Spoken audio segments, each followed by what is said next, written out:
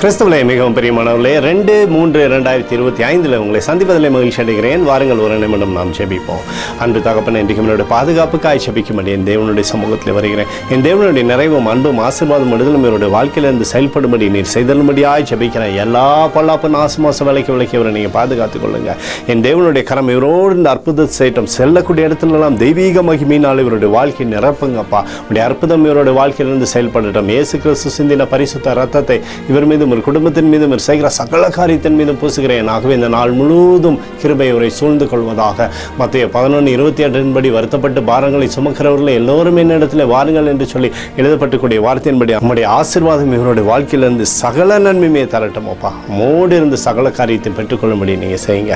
இயேசுவின் நாமத்திலே ஒப்புக்கொடு ஜெபிக்கிறேன் நல்ல பிதாவே, ஆமேன். பிரியமான ஜெப பங்காளரே, ஒரு நிமிடம் நம்ம இந்திய தேசத்திற்காகவும் ஜெபிப்போம்.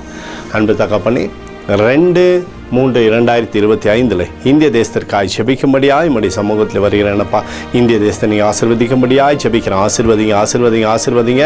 தேசத்தில் நன்மையும் கிருபையும் விடுதலையும் நீர் வைக்கும்படியாய் ஜெபிக்கிறேனப்பா. நம்முடைய கோலும் கைத்தடியும் தேசத்தை தேற்றுவதாக.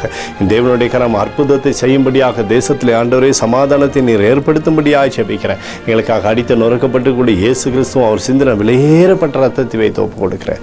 அத்தோடு இந்திய தேசத்தில் எழுப்புதலை தரும்படியாய் ஜெபிக்கிறேன். எழுப்புதலை தருவீராக எழுப்புதலை எங்கள் கண்கள் பார்க்கும்படி நீர் ஆசீர்வதிக்கும்படி ஜெபிக்கிறேன். நேற்றும் என்று மாறாதவராகிய இயேசுவின் நாமத்திலே ஒப்புக்கொடு ஜெபிக்கிறேன் நல்ல பிதாவே, ஆமேன்.